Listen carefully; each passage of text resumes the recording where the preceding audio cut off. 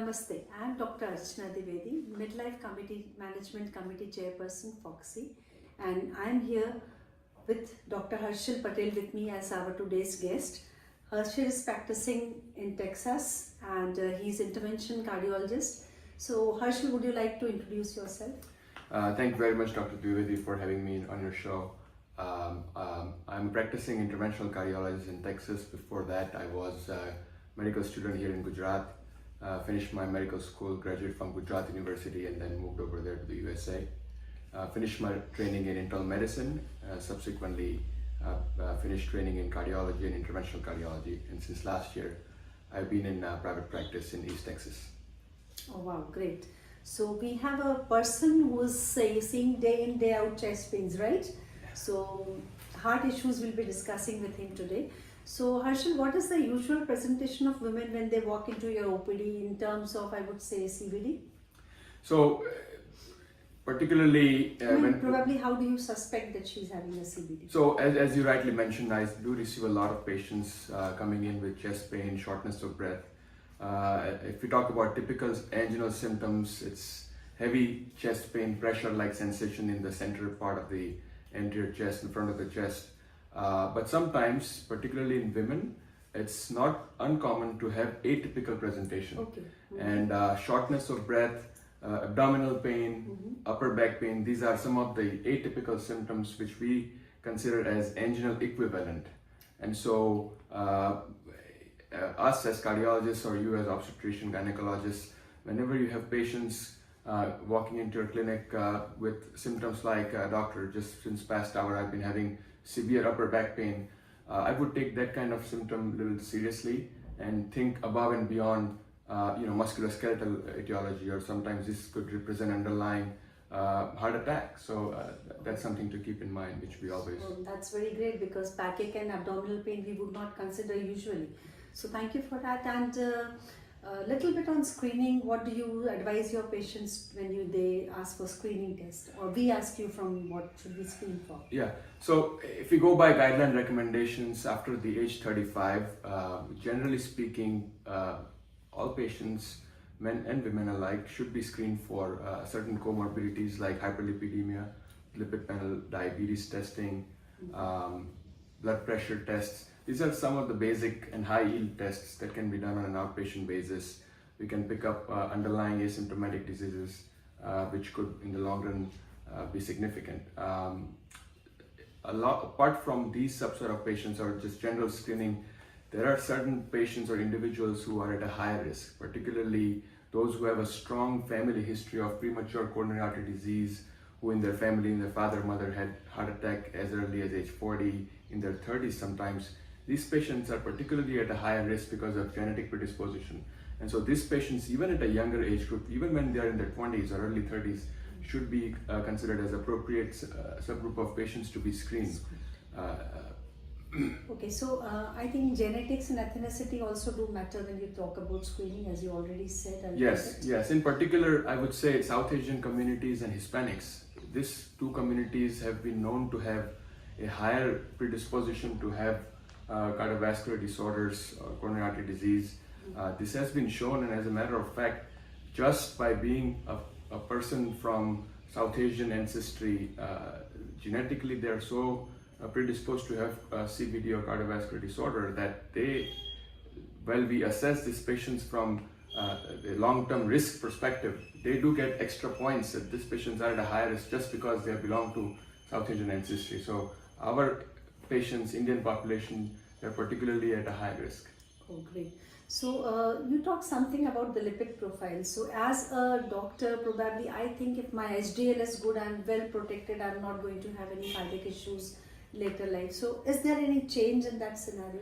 So if we talk about lipid panel in general, there are multiple facets to it, LDL, HDL, VLDL or triglyceride level. Now previously HDL used to be one of the markers which was considered as pretty significant in terms of if the HDL is high, there was kind of a thought that patients are by and large protected. But these days, more and more data that's coming out, it's supporting the use of LDL over any other biomarkers. And all the cardiovascular studies that have been done, in terms of their mortality data or outcomes, they look at LDL levels. And the LDL levels that we typically look for is less than 100 in general population. We should target LDL less than 100. In certain high-risk population, particularly those who have comorbid diabetes along with that, or previous established history of coronary artery disease or peripheral vascular disease, we should target an LDL level of less than 70. This is secondary prevention at that point. If you go by European guidelines, they actually try and target the LDL less than 55. So more and more data is coming up that shows the lower the LDL, the better it is. Okay, so this is the change in the guidelines. Thank you for sharing that with us. And if you talk about lipid, the first thing flashes in my mind is BMI.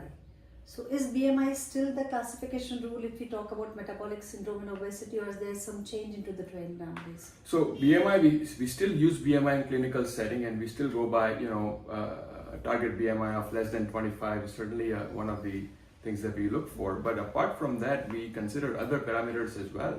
There is an entity called skinny fat. So patients, they appear skinny by their disposition, but they have a lot of abdominal obesity, which is an indirect marker of visceral obesity or perivisceral fat.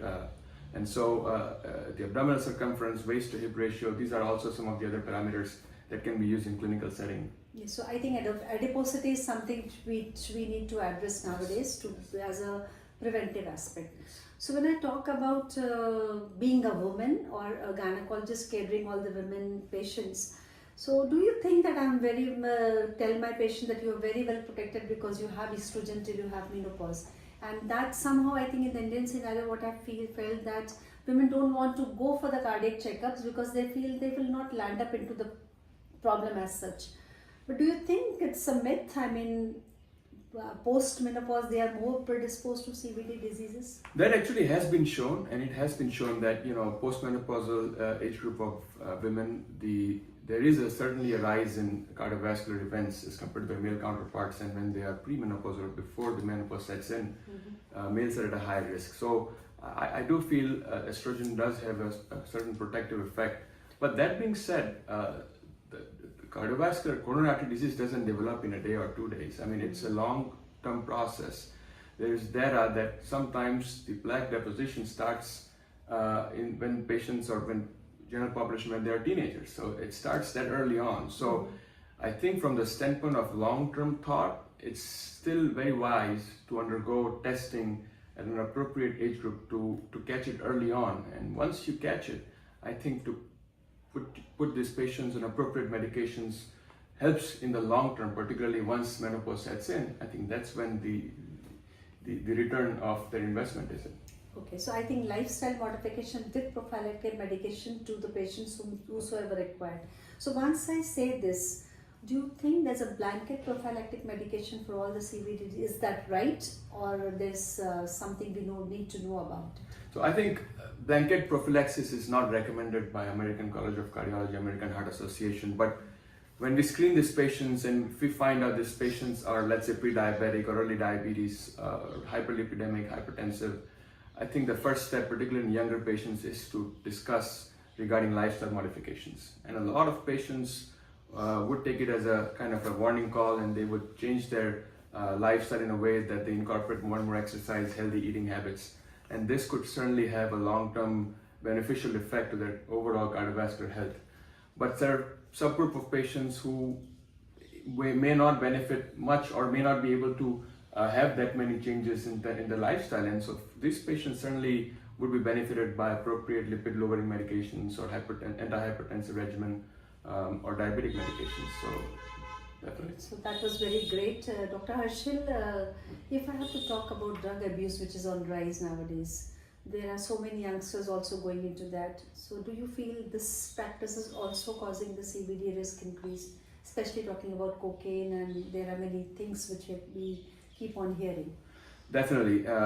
Cocaine is certainly one of the risk factors, or one of the drugs that can certainly cause vasospasm, plaque rupture. As a matter of fact, recently I had a patient when I was on call, came in early morning with severe chest pain, was found to have ST elevation, myocardial infarction on EKG.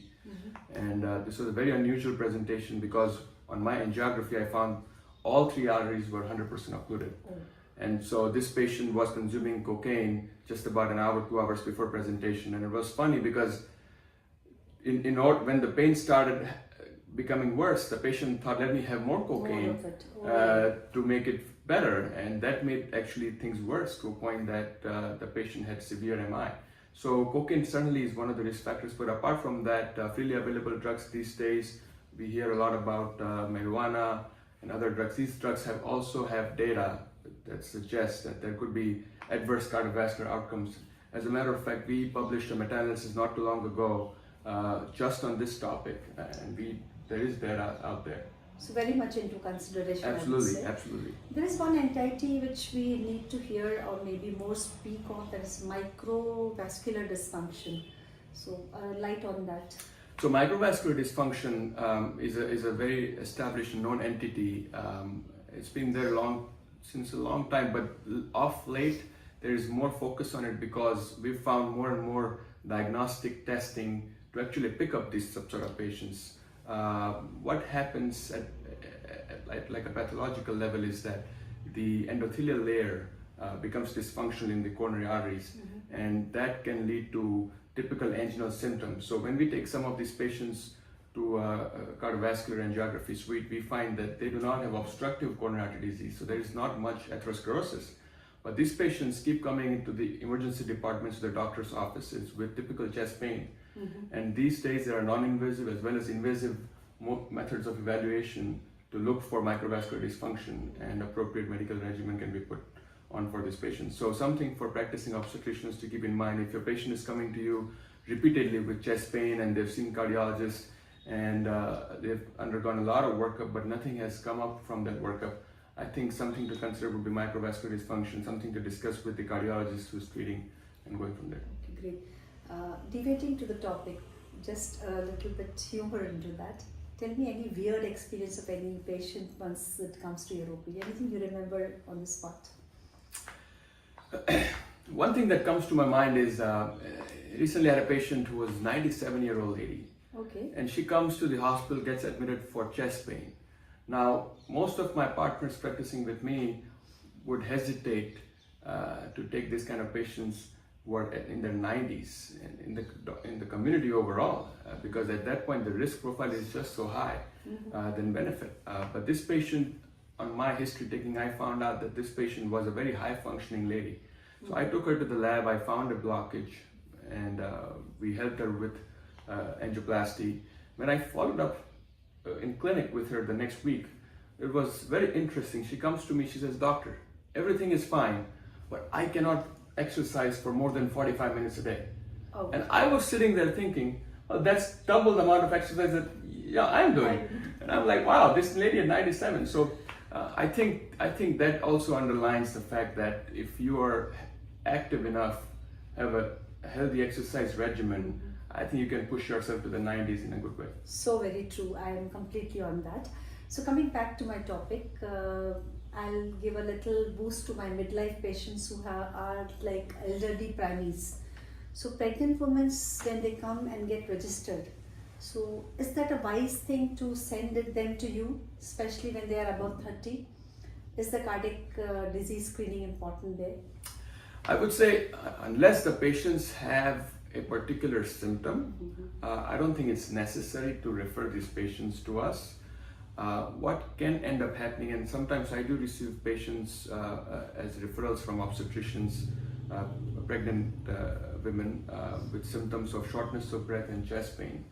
And when I receive them, I kind of know that most of the times these symptoms are just part of the normal physiologic changes of pregnancy. But sometimes what I am looking for in these patients is to make sure they're not having underlying obstructive coronary artery disease, which can happen prematurely, rarely, but it can happen.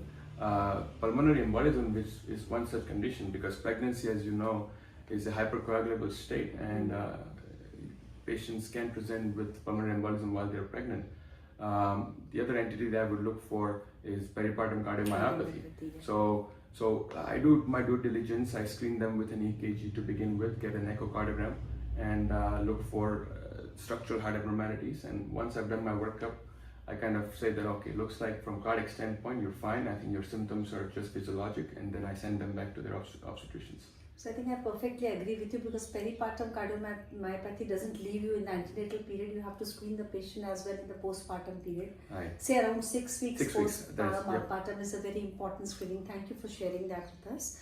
And nowadays, how should I say, the cancers are on rise, especially when I talk about the breast cancer. People are more aware, they come to the doctor, but there are ladies who come a little late, they have to be kept on chemotherapies.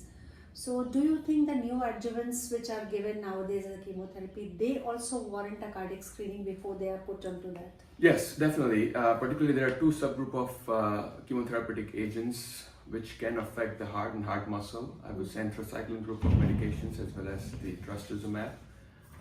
The way they affect the heart muscle is differently. So one of them is permanent or irreversible, one of them is reversible. The trastuzumab group is reversible. These days it's a standard of care or standard practice guideline to have these patients get a screening echocardiogram. Particularly there is a separate special type of screening called strain imaging. In the United States we do this on a standard basis. The oncologists, the gynecologists, when they prescribe these medications, they send these patients to us for a screening echo. We get a baseline for them, and then they follow these patients for this baseline, get a repeat echocardiogram while being on chemotherapy to look for any changes in the strain or heart function. And so in a way it is increasing the quality of life, and the potency of the chemotherapy can be given without any problems to them. And more importantly, we want to make sure that the chemotherapeutic agents is not causing any adverse effect on the myocardium, because if it does, then the doses can be adjusted, medications can be switched to other medications. So from that standpoint, it's very important. Great. So coming back to my passion, which is menopause and midlife, if I have to prescribe MHT, so if I have to categorize my patient below 50, 50 to 60, then above 60, what is your standard MHT care, and how would you see the patient to be offered the MHT? I think in terms of MHT or prescribing them hormones, sometimes I do have patients of that age group when they come in and I see on their list of medications there is hormones or hormone replacement therapy medications on it. So I sometimes kind of briefly touch upon these medications and the cardiovascular effects with the patient, but I think at the end of the day, when you prescribe this medication, I think the practicing obstetricians, gynecologists should keep this in mind. When we talk about patients who are more than 60 years of age, these patients are at a higher cardiovascular risk to begin with at baseline, just because of their age, just because at that age you have more comorbidities than at a younger age. One of the studies that was done in the early 2000s, the Women's Health Initiative, I think this study had predominantly an age group of more than 60, and this study kind of showed that patients who are on hormone therapy have a higher risk of cardiovascular negative outcomes or adverse outcomes. That was shown. But then when they looked into a little bit further details of the data, they found that patients who are between 50 and 60 years of age, that's not the case generally speaking. As a matter of fact, there was a trend towards a little bit of an advantage from cardiovascular event standpoint in the younger age group. So how can we summarize this? How can we kind of put this to clinical practice? I think we can look for what we call as ASCVD risk score. There is a free online calculator available. This is American Heart Association, American College of Cardiology risk calculator for long-term cardiovascular events. We categorize patients in a risk of less than 5%, between 5 and 10%, and more than 10%. Okay. If you have a patient whose risk, when you plug the numbers, the risk comes down to be less than 5%, these patients are at low risk for cardiovascular events in the next 10 years. So it is safe to prescribe the oral pills, hormonal pills to these patients. That is very safe. When the risk is between 5 and 10%, you can still consider hormonal therapy. This is considered as an intermediate risk for having cardiac events. But I would say at that point, transdermal preparations are safer than oral preparations. Yes. When you have a risk of more than 10%, now you have a little bit of a high cardiovascular risk. So at this point, it is better to avoid hormonal therapy. That being said, it's always a benefit-risk discussion with the patient. I mean, if you have an odd patient who comes and tells you, the doctor, my quality of life is so bad that I'd rather take the risk of having a cardiac event over living with this. I think the benefit-risk discussion needs to be held with the patient before formulating the plan. plan. I think it is tailor-made, no shoe fits everybody. That absolutely. Go ahead. Absolutely. And healthy lifestyle, earlier the better. The MHT started earlier helps our patients better. Definitely. But I think transdermal and sprays and gels have come up with the additional benefit of the oral side effects which we expect. Right. So coming back to, if I have to ask you one question, how do you balance your work life and your being fit regime? How do you go about being a busy cardiologist? So one of the advantages of me being a cardiologist in terms of being fit is I'm always on the go. I'm running around in the hospital. I get a call, I have to run to the other hospital, run to the clinic. So I'm always on the go throughout the day. That helps. Sometimes to a point that I miss my lunch, and that ends up becoming kind of a fasting, intermittent fasting, as they say.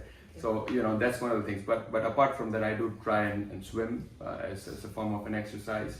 I run around my 2-year-old daughter, so that's another exercise. Yeah.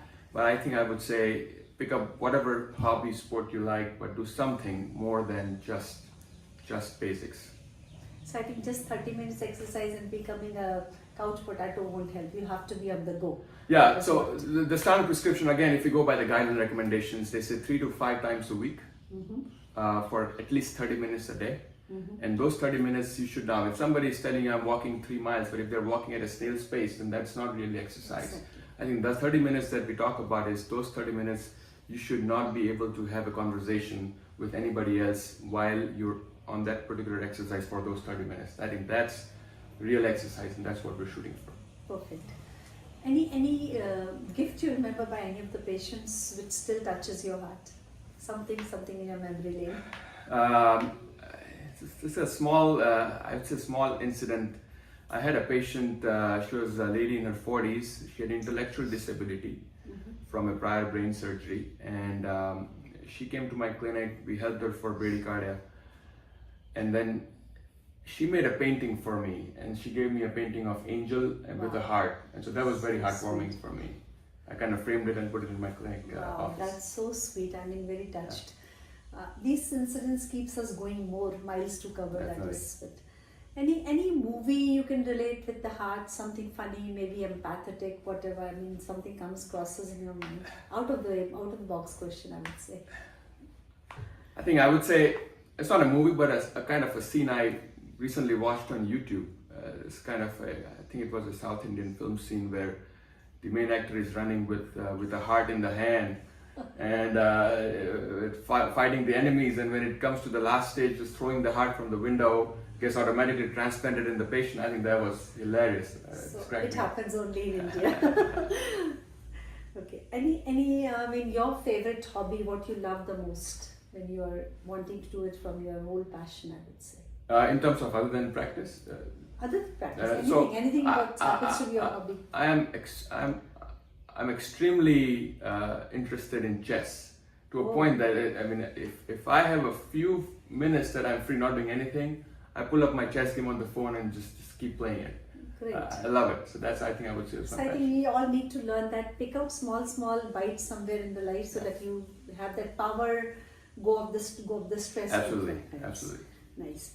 Any incidents which still bring smile on your face? Family, friends, anywhere. I mean, would you like? I'd like to peep in your personal life, probably. One thing I can think of. I came back from work one day. I had a stethoscope on my neck. I had my scrub cap on me, and my daughter wanted to have both of them on. So I put the scrub cap on her, the stethoscope on her, and then I could see she was loving it. I took pictures, and I think when I think about that picture, it brings me a smile. So sweet. So going ahead, Harshil, what is your favorite food? I mean, I'm asking a cardiologist, what is your favorite food? Believe it or not, I'm a foodie when it comes to sweets. Doesn't look like so. Any sweets, I love it. So I'm in India for a few weeks, and I'm making sure that I go about all the sweets that I always loved. Great. Hard to find over there. I think it is the portions which is important. You can have your cheat days, other days you are Agreed. maintaining it. Agreed, absolutely. So thank you for that. And any take-home messages would you like to, or anything which you feel like sharing with us more on this platform? I think one thing I would say is practicing medicine. What I've learned over the years is during my training all these years is, despite the fact that I'm a cardiologist, I do pick up a lot of non-cardiac conditions in my patients. Patients comes tells me it's an abdominal pain that they're bothered with, or not the chest pain. I sometimes try to delve a little deeper and see if this has been looked at by some other provider or physician. And I do pick up a lot of disease just based on this history-taking aspect of it. So I think we, at the end of the day, we are all physicians, and patients should be looked at in totality and not just one particular thing that they come in with. Every patient encounter is an opportunity to pick up an undiagnosed condition, whether it's from your field or some other field. But I think stressing a little bit, going above and beyond that 1 minute mark, I think that helps picking up disease, which, you know. So I think we are, because of the patients and taking good care of the patients, makes us more responsible to take good care of ourselves, because as a physicians, we need to be fit and good in every aspect to take our patients on a better heights of health and happiness. Absolutely. So I think I was blessed to have Harshal together. Harshal, you will repeat this line with me, because my theme for this year is creating balance in midlife. Creating balance in midlife. It's very important. Signing off for today, but love to be with you, Harshal. Got many new things to know. And this is a very nice initiative by our President, Dr. Sunita Tandulwadkar, Madam. And I think we are all benefited by this podcast. Thank you so much. Good night. Have a nice evening. Thank you. Thank you for having me.